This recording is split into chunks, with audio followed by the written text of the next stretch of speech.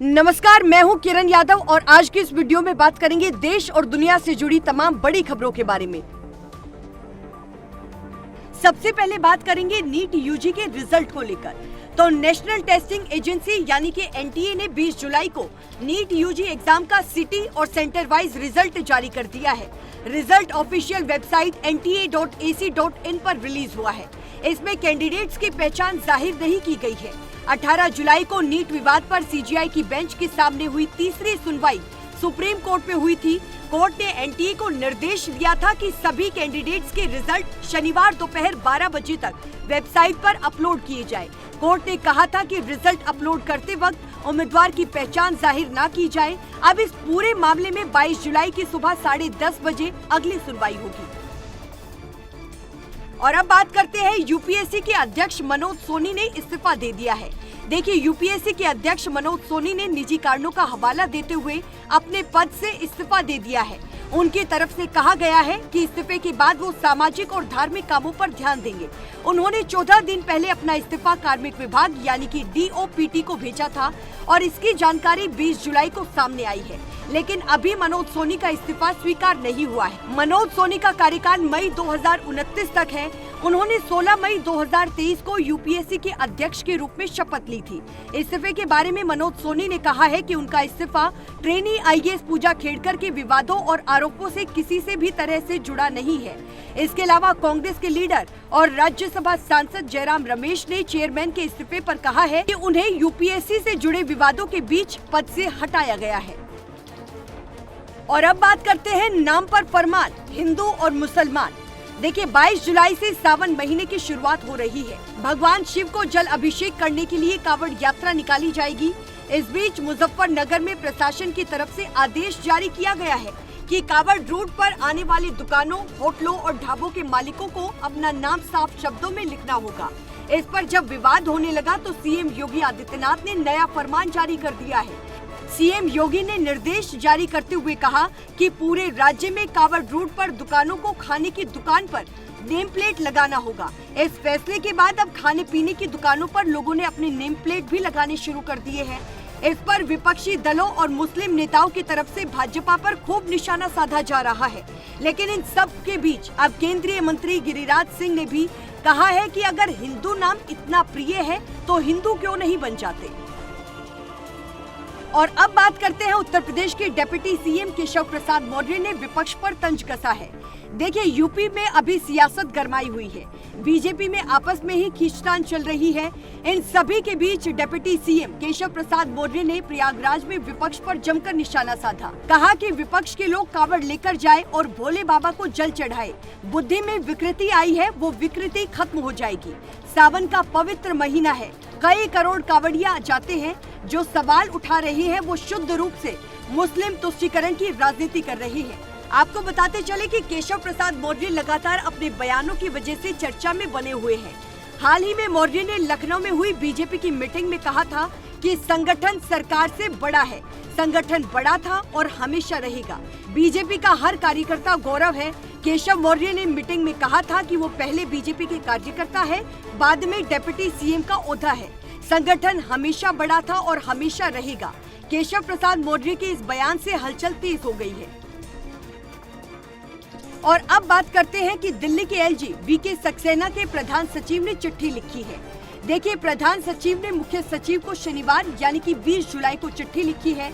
इसमें उन्होंने मुख्यमंत्री अरविंद केजरीवाल पर सही डाइट नहीं लेने का आरोप लगाया है और उनकी तबीयत का जिक्र किया है। प्रधान सचिव का कहना है कि अरविंद केजरीवाल जानबूझकर कम कैलोरी ले रहे हैं। रिपोर्ट मिली है कि उन्होंने 6 जून से 13 जुलाई तक 3 बार की खाने में कम कैलोरी की डाइट ली है। उनका वजन भी 2 किलो कम हो गया है। अब इसको लेकर आम आदमी पार्टी के नेता संजय सिंह ने कहा कि ये क्या मजाक कर रहे हैं एलजी साहब, क्या कोई आदमी खुद की शुगर कम करेगा? ये बहुत खतरनाक होता है। एलजी साहब को अगर बीमारी के बारे में पता नहीं है तो उन्हें ऐसा लेटर नहीं लिखना चाहिए।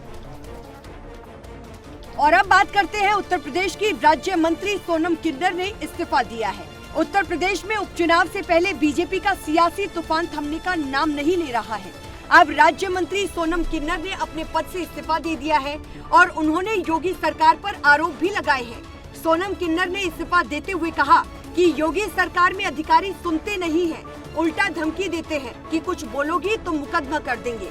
हालांकि सरकार की तरफ से अभी उनका इस्तीफा स्वीकार नहीं हुआ है। इसके अलावा उन्होंने कहा है कि लोकसभा चुनाव में बीजेपी की हार से आहत होकर हार की जिम्मेदारी लेती हूँ। मैं भारतीय जनता पार्टी को मजबूत करने में असफल रही हूँ।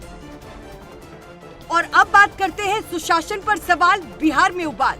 बिहार में लगातार बढ़ती आपराधिक घटनाओं और लचर कानून व्यवस्था के खिलाफ इंडिया ब्लॉक ने प्रतिरोध मार्च निकाला है। इंडिया ब्लॉक के कार्यकर्ताओं ने बिहार के अलग अलग जिलों में प्रदर्शन किया और इस मार्च में आरजेडी, कांग्रेस, माले और सहयोगी दलों के कार्यकर्ताओं ने नीतीश सरकार के खिलाफ नारेबाजी की है। लेकिन इनकम टैक्स ग्लोबल पर बैरिकेडिंग तोड़ प्रदर्शनकारी आगे बढ़ गए। हालांकि इस प्रदर्शन से बड़े कद के नेताओं ने अपनी दूरी बनाई। कांग्रेस के प्रदेश अध्यक्ष अखिलेश सिंह के अलावा अन्य पार्टियों से कोई बड़ा चेहरा शामिल नहीं हुआ।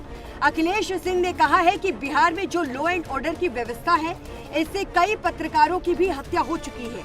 4 से 5 ब्यूरोक्रेट से सरकार चला रही है। लोगों को भगवान के भरोसे छोड़ दिया गया है। लालू सरकार में भी इस तरह से हत्या नहीं हो रही थी। और अगली खबर गोंडा से है। गोंडा में 18 जुलाई को चंडीगढ़ डिब्रूगढ़ ट्रेन हादसे में 4 लोगों की मौत हुई थी। जिस ट्रैक पर हादसा हुआ था वो डेंजर जोन में था। रेलवे के की मैन ने एक दिन पहले अफसरों को अलर्ट किया था। फिर हादसे से आधे घंटे पहले भी चिल्लाता रहा, ट्रैक खराब है, लेकिन किसी ने कोई सुनवाई नहीं की। नतीजा ये रहा कि चंडीगढ़ डिब्रूगढ़ एक्सप्रेस डिरेल हो गई।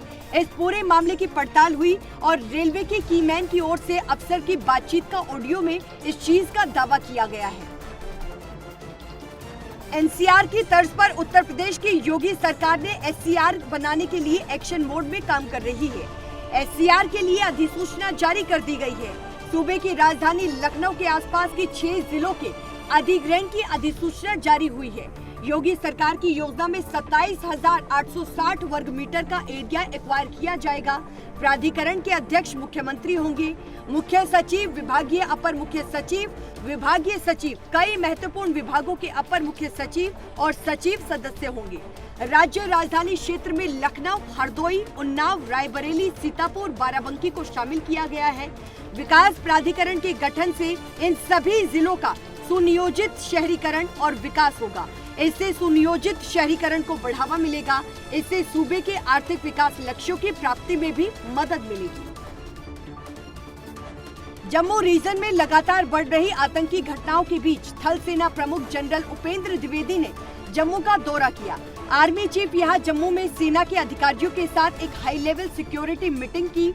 इसके अलावा उन्होंने सुरक्षा हालातों पर भी समीक्षा की। सेना प्रमुख जम्मू में तैनात सेना के अधिकारियों और जवानों से भी उन्होंने मुलाकात की। आपको बताते चले कि जम्मू में लगातार हो रही आतंकी वारदातों के बीच लगातार एक्शन लिए जा रही है। एक तरफ जहां जम्मू रीजन में सेना के जवानों की संख्या बढ़ाने का फैसला हुआ है, तो वहीं खुफिया सूचनाओं को फौरन साझा करने के लिए मल्टी एजेंसी सेंटर यानी कि MAC में सुधार किया जा रहा है। गुजरात के वडोदरा में एक स्कूल की दीवार गिर गई और दीवार गिरने से 4 बच्चे घायल हो गए। इस घटना का CCTV फुटेज भी सामने आया। ये घटना शुक्रवार दोपहर करीब 12:30 बजे की है। इसके बाद फायर ब्रिगेड और पुलिस टीम को भी बुलाया गया। पुलिस ने बताया है कि दीवार के ठीक पीछे एक शेड था। पहले बच्चे शेड पर गिरे, उसके बाद नीचे जमीन पर गिरे। इस कारण उन्हें ज्यादा चोट नहीं आई है। दीवार गिरने के कारणों का अभी कोई पता नहीं चला है। तो वहीं बड़ोदरा पेरेंट्स एसोसिएशन ने शनिवार को स्कूल संचालक के खिलाफ प्रदर्शन किया और इस पूरे मामले में केस दर्ज भी कराया जा सकता है। गुजरात के पोरबंदर में गुरुवार से शुक्रवार तक 36 घंटे में 565 मिलीमीटर बारिश हुई है। इससे कई निचले इलाकों में जलभराव की स्थिति हो गई। मौसम विभाग की तरफ से आए दिन भारी बारिश की चेतावनी दी जा रही है। तो वहीं अगर उत्तर प्रदेश के बहराइच की बात करें तो घाघरा नदी का जलस्तर बढ़ने से खेतों में काम कर रहे करीब 100 लोग फंस गए। 3 घंटे तक रेस्क्यू ऑपरेशन चलाकर उन्हें बाहर निकाला गया।